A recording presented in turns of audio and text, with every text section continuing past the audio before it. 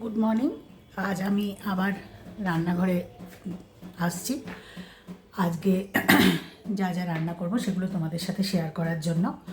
তো আজ তো মঙ্গলবার, তোমরা জানো আজকে তো সম্পূর্ণই ভেজ হবে। আর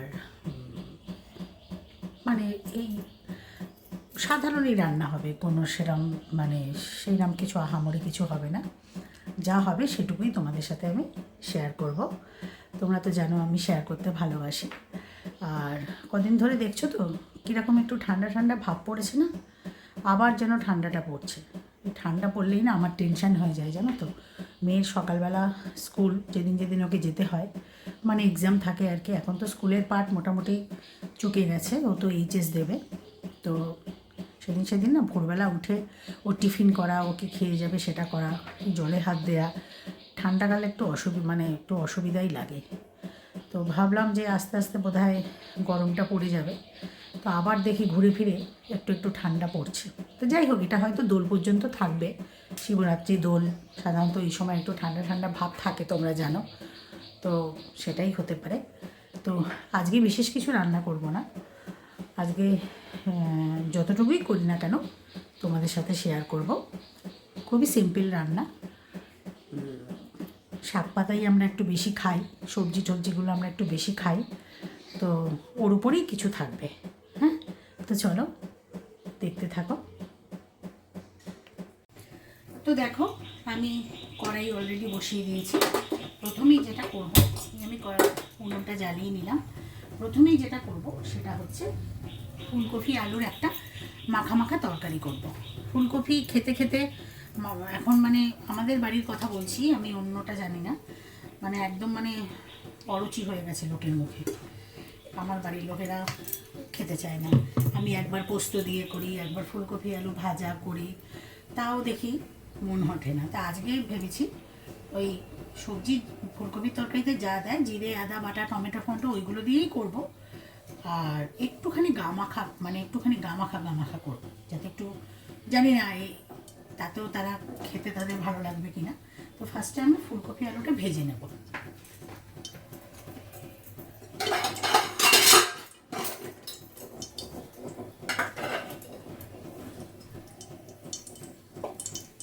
তো আমি তেল বসিয়ে দিয়েছি।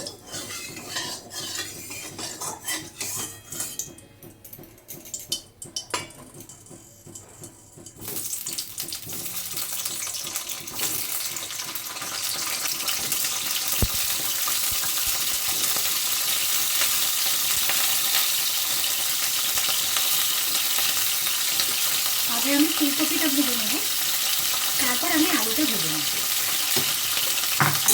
তো আমি ফুলকপিটা দিয়ে দিয়েছি, ফুলকপিটাকে একটু সুন্দর করে ভেজে নেব।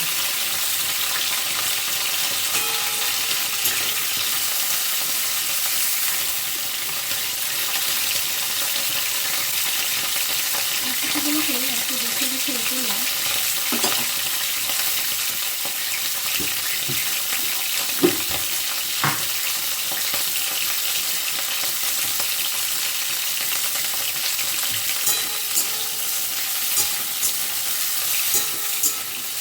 ফুলকপিটা ভাজা বসিয়েছি।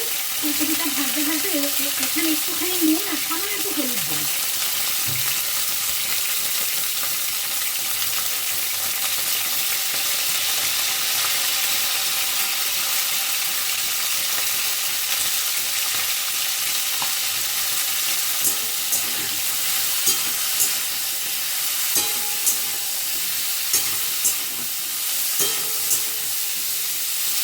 এবার এটাকে খুব সুন্দর করে ভেজে নিতে হবে। অল্প ভাজলে তরকারির টেস্টটা বেরোবে না। এখন তো জানি ফুলকপি গরমকালেও দিলাম টেস্ট, শীতকালেও খেলাম টেস্ট, সেই আগের মতো টেস্টটা নেই। তো চলো সুন্দর করে ফুলকপিটাকে আগে আমি ভেজে নিচ্ছি। তো দেখো, ফুলকপিটা আমার মোটামুটি লাল লাল হয়ে এসছে। এই পর্যায়ে ফুলকপিটাকে আমি তুলে নেব। মোটামুটি লাল লাল হয়ে এসছে, ফুলকপিটা তুলে নিলাম।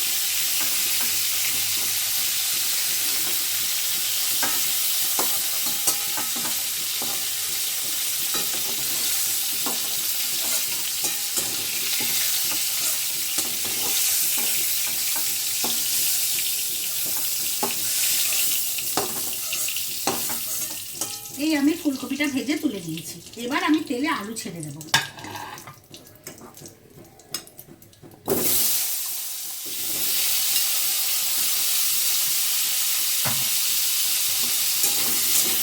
এবার সেই একইভাবে আলুটাকেও একটু ভাজা ভাজা করে নেব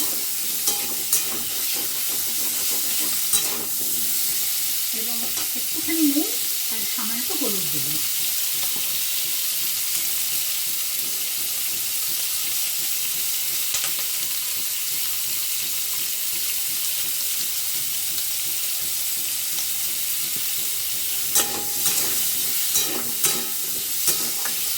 বাজার আমার এমনি শেষ হয়ে গেছে, আজকে সব মিক্স করে দিয়েছি, সব মানে বাজার নিয়ে আসবে, তো যা আছে তাই দিয়েই আজকে হয়ে যাবে।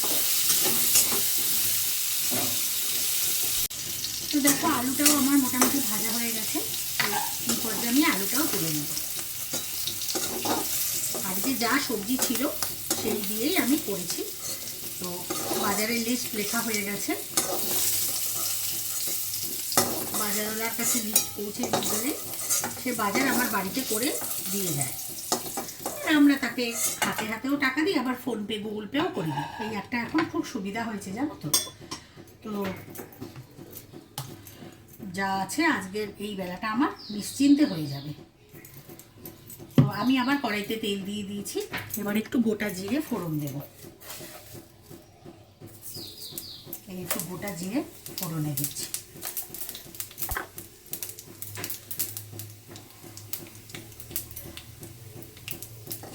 নিরামিষ রান্না, আমাদের তো মঙ্গলবার, কিন্তু মেয়েদের জন্য ভেবেছি একটুখানি ফ্রিজে চিংড়ি মাছ আছে একটু করে দেব। ওদের তো এখন নিয়ম অত না করলেও চলবে, আমরা মানি মঙ্গলবারটা, আমরা মানি মঙ্গল বৃহস্পতি শনি, কিন্তু মেয়েদের জন্য মাছ হয়। ভেজও ওরা খায় না যে তা না, তবে চিংড়ি মাছটা তো দুই মেয়েই খুব ভালোবাসে, যেহেতু ফ্রিজে আছে ওই জন্য চিংড়ি মাছটা ওদের জন্য করে দেব।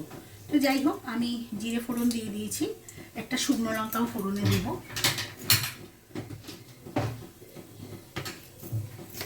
তোমাদের সাথে কথা বলতে বলতে শুকনো লঙ্কা ফোড়ন দিতেই আমি ভুলে গেছি, তো এই শুকনো লঙ্কাটাও দিয়ে দিলাম। এবার দেখো আমি মশলা করে নিয়েছি মিক্সিং বলে, ওই জিরে আদা বাটা, জিরে তো গুঁড়োই দেবো, মানে আদা বাটা, কাঁচা লঙ্কা বাটা আর টমেটো আর কিছু গোটা গরম মশলা নিয়ে আমি একেবারে পেস্ট করে নিয়েছি, তাই জন্য তেলের উপরে আর দিলাম না। তো এইটা এবার আমি মশলাটা এবার এখানে দিয়ে দেব।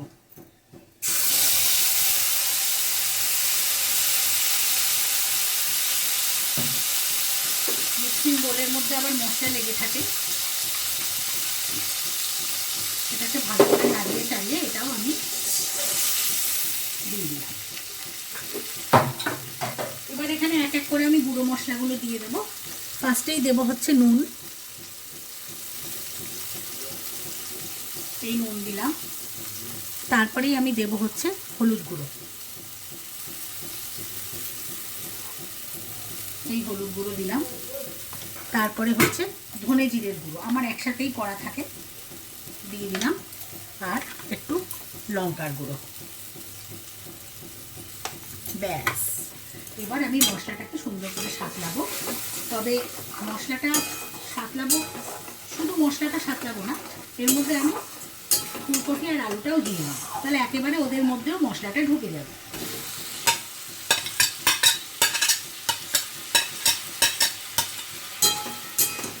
ফুলকপি ভাজলে এত তেল মানে শুষে নেয় যে থালাটায় রাখার পরে বুঝতে পারছি, এই দেখো কত তেল, সমস্ত ফুলকপির তেল, ফুলকপির গায়ের মধ্যে তেলগুলোকে শুষে নেয়।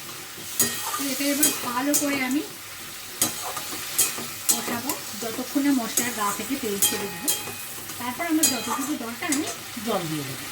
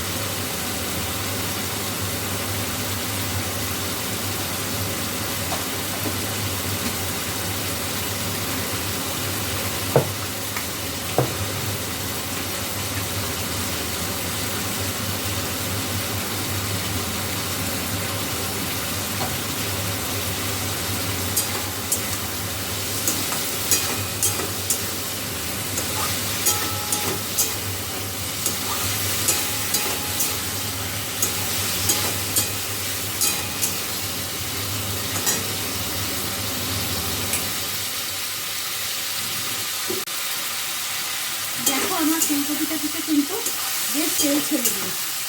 এই অবস্থায় আমি আমার যতটুকু জলের দরকার আমি দিয়ে দেবো।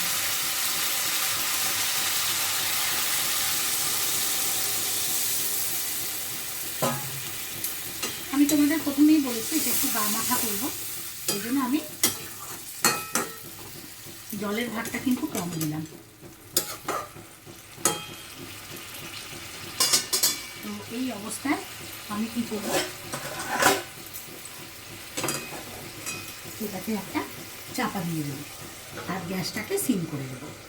এটা এখন হবে, এটা হোক, সেদ্ধ হলে যতটুকু আমার জলের দরকার আমি ততটুকু ঝোল রেখে নামিয়ে দেব। তো ফুলকপিটা তো বসিয়ে দিয়েছি, দেখো পাশে হচ্ছে। এখন আমি এখানে আবার গ্যাসটা জ্বালিয়ে নিয়েছি, এখানে আমি পরবর্তী আইটেমটা রান্না করব। তো আমি কড়াইতে তেল দিয়ে নিলাম। আমার পরবর্তী যেটা আমি করব সেটা হচ্ছে একটুখানি লাউ শাক কিনেছিলাম, অনেকটাই হয়ে গেছে, কিছুটা রয়েছে। তো দেখো এই লাউ শাকটা আমি কেটে কুচি করে সুন্দর করে ধুয়ে নিয়েছি। আর তার জন্য নিয়েছি হচ্ছে এরকম লম্বা লম্বা করে দেখো আলু কেটে নিয়েছি। আমি এটা আজকে করব হচ্ছে পোস্ত দিয়ে। পোস্ত দিয়ে লাউ শাক খেতে কিন্তু খুব ভালো লাগে, হয়তো নিশ্চয়ই তোমরা খেয়েছো। তো তার মধ্যে আমি ফোড়নে দেবো হচ্ছে শুকনো লঙ্কা আর কালো জিরে।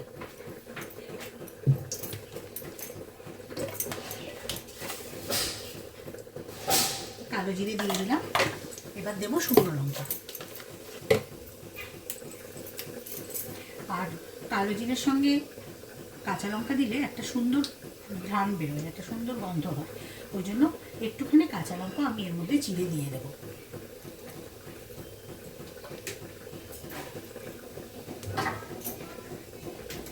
বেশি না, দুটো কাঁচা লঙ্কা দিলেই যথেষ্ট।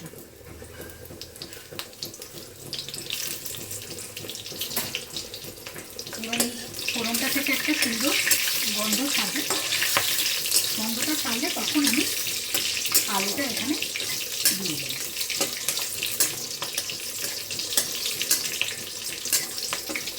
ফোড়নটা সবসময় একটু ভেজে নিলে সবজির মধ্যেও সেই সুন্দর গন্ধটা ছাড়ে, ওই জন্য আমি সবসময় ফোড়ন দিলে ফোড়নটাকে একটু ভেজে নিই।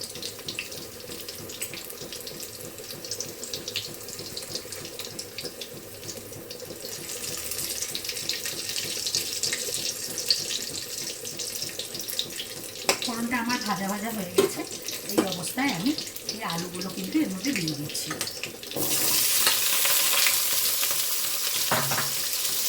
আলুটা একটু ভাজা,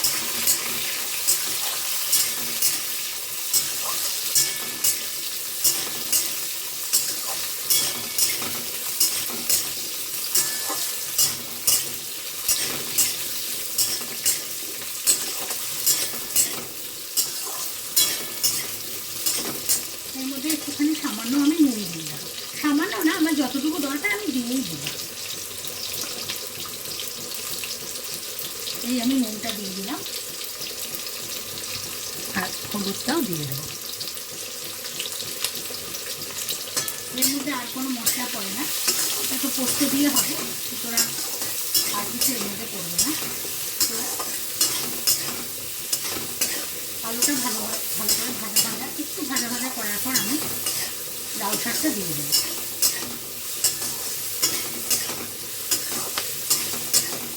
এবার আমি লাউ শাকটা দিয়ে দিচ্ছি।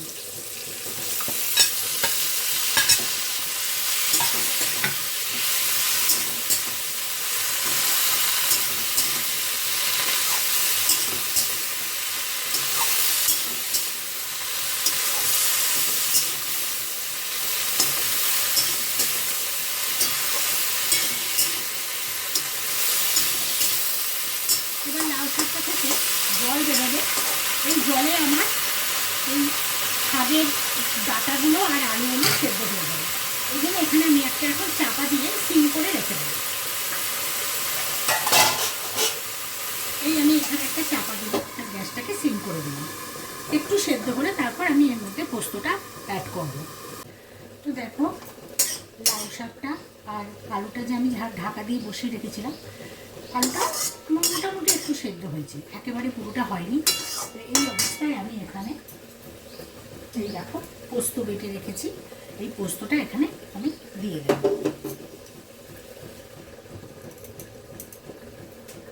এবার একটু জল দিয়ে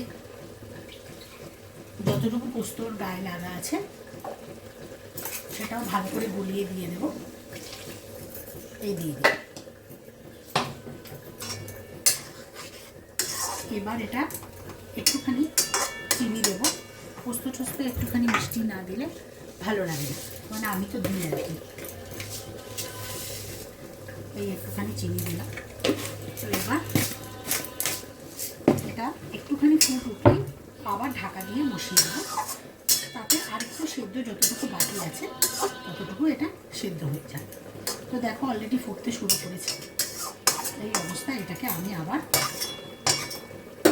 ঢাকা দিয়ে দিলাম, তার গ্যাসটাকে লো করে দিলাম।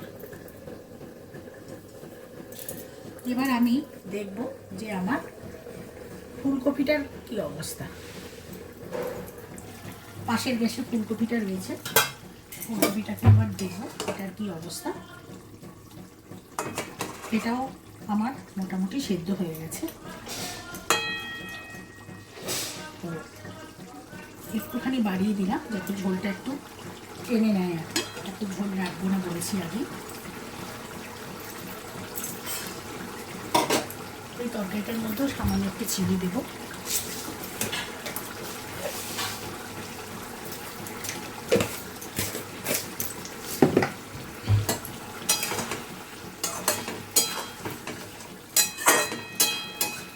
সামান্য একটু টানলে এটার মধ্যে একটু ঘি দিয়ে নামিয়ে দেবো।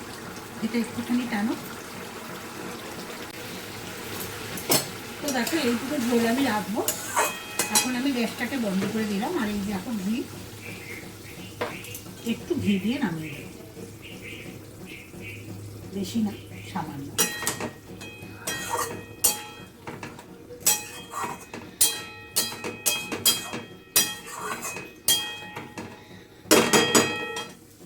এই হয়ে গেল আমার আজকে নিরামিষ ফুলকপির তরকারি।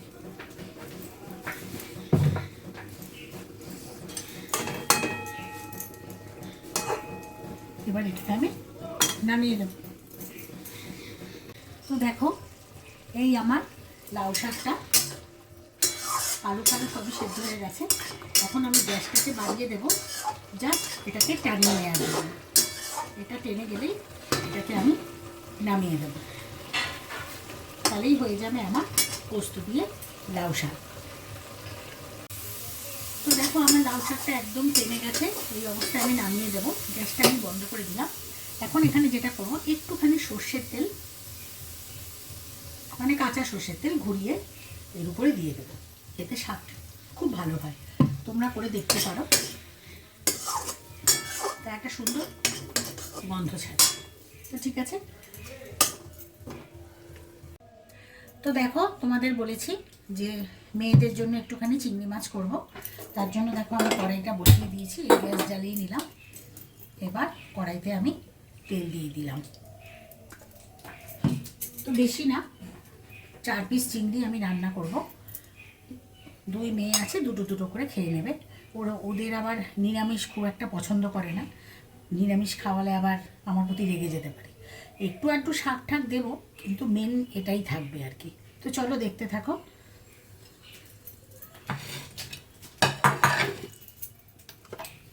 ফার্স্টে আমি চিংড়ি মাছটা একটু নুন হলুদ মাখিয়ে জাস্ট একটু এপিট ওপিট করে ভেজে নেব। বেশি ভাজবো না, বেশি ভেজে নিলে আবার শক্ত হয়ে যায়। চিংড়ি মাছটা একটু মেখে নিচ্ছি সুন্দর করে নুন হলুদ দিয়ে।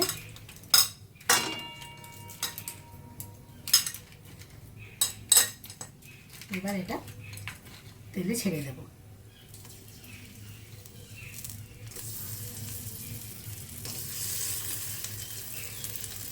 আমি এটা তেলে ছেড়ে দিলাম। এটা একটু এপিট ওপিট করে নামিয়ে দেব।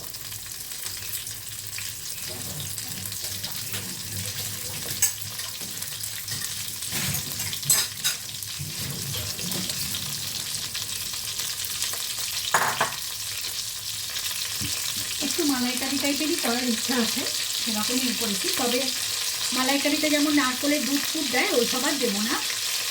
ওরা 2 বোনই তো খাবে, বাইরের লোকটা কেউ খাবে না। সুতরাং ও বাদে যে মশলাগুলো দেবে সেগুলোই দেবো, নারকেলের দুধ ফুটগুলো আর দেবো না। নারকেলের দুধের বদলে এমনি দুধও দেওয়া যায়। দেখি যদি এমনি দুধ আমাদের ফ্রিজে থাকে তাহলে একটু এমনি দুধ আমি এখানে যোগ করে দেবো। দুধটা দিলে একটু স্বাদটা বেশি হয়, নারকেলের দুধ দিলে যেমন স্বাদটা একটু বেশিই হয় আর কি, মানে এমনি দুধের থেকে। তো তুমি এমনি দুধও কিন্তু দিতে পারো, মানে আমি কিন্তু চিংড়ির মালাইকারিতে এক সময় নারকেলের দুধ পেতাম না, তখন কিন্তু আমি এমনি দুধও দিতাম।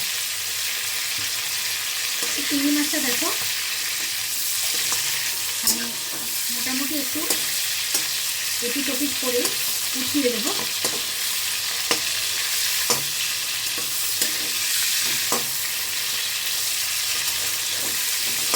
আমার আবার এই চিংড়ি একদমই ভালো লাগে না খেতে, জানো তো। আমার ভালো লাগে বাগদা চিংড়ি, এটা তো গলদা চিংড়ি।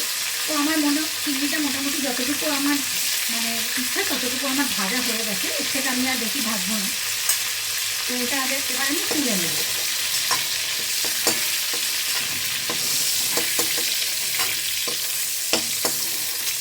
এই আমি চিংড়িটা তুলে নিলাম।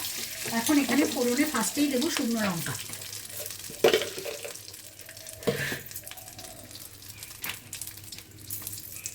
লঙ্কা, তারপরে দেবো হচ্ছে গোটা জিরে,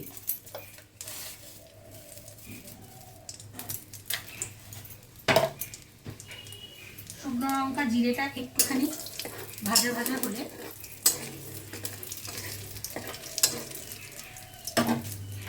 আমি দেখো মশলা করে রেখেছি, মশলাটা দিয়ে দেবো।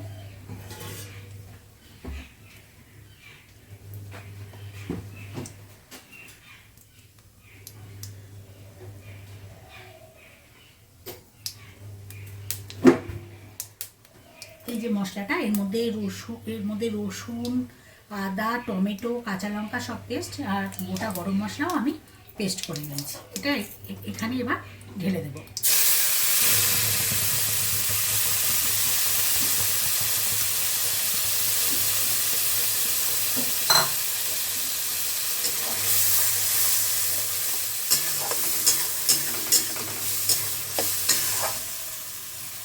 এবার যা যা দেওয়ার পরপর দেবো, স্বাদ অনুসারে নুন ফার্স্টে,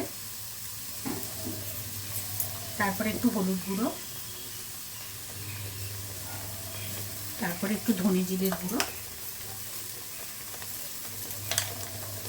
এবং সবশেষে একটুখানি শুকনো লঙ্কার গুঁড়ো।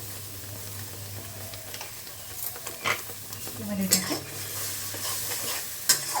ভালো করে কষাবো, এবং কষানোর সময় আমি চিংড়িগুলো দিয়ে দেবো যাতে চিংড়ির ভিতরে সুন্দর করে মশলাটা ঢোকে। কেননা চিংড়ি মাছ তো একটু শক্ত, এটা ভাঙার ভয় থাকবে না যে আগে থেকে দিলে ভেঙে যাবে। এটা ভালো করে এখন মশলাটাকে একটু চিংড়ির সঙ্গে কষিয়ে নেব।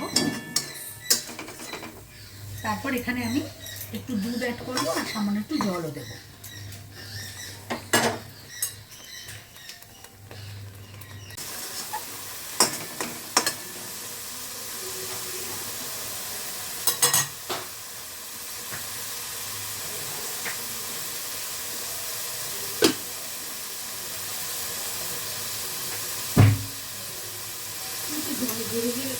ঢালা হবে, হ্যাঁ ঢেলে রেখে দেবো গোটাগুলো।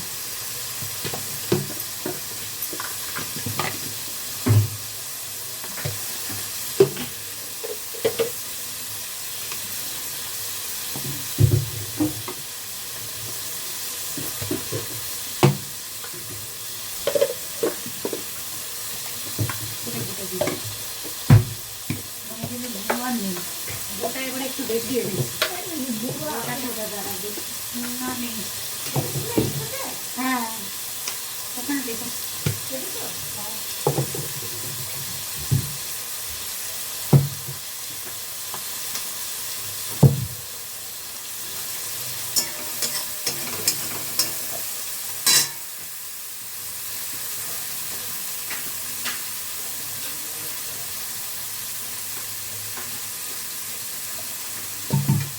ঠিক আছে।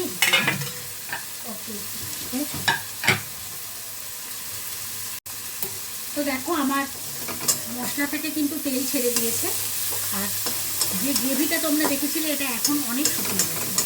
এই অবস্থায় আমি এখানে একটু দুধ ঢেলে দেব।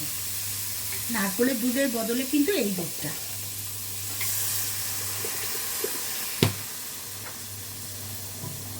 ঢেলে দিলাম।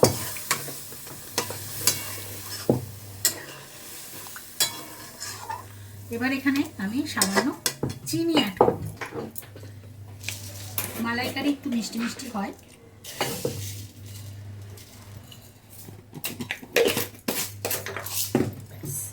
এবার এটা আমি ফুটতে দেবো। একটুখানি ফুটে এলে গ্যাসটা কমিয়ে এটা ঢাকা দিয়ে দেবো।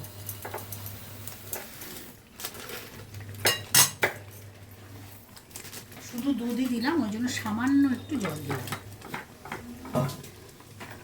কিছু কাঁচা লঙ্কা চিড়ে দেবো।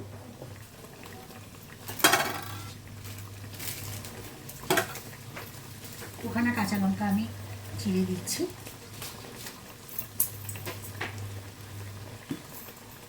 আমার মেয়েরা খাবে, সুতরাং দুটোই যথেষ্ট। এই চিড়ে দিয়ে দিলাম। এবার এটা হোক, একটু ফুট উঠেছে। এবার এটাকে আমি ঢাকা দিয়ে দেবো, জাস্ট চিংড়ি মাছগুলো একটু সেদ্ধ হওয়ার জন্য। তো দেখো, এর ঢাকনাটা আমি তুলে দিয়েছি, এটা এই অবস্থায় এসছে। এখন আমি গ্যাসটা বাড়িয়ে দিয়েছি। এখন আমার যতটুকু ঝোলের দরকার ততটুকু রেখে আমি এটাকে নামিয়ে দেবো। আর নামাবার আগে কিন্তু অবশ্যই একটু ঘি দিতে হবে।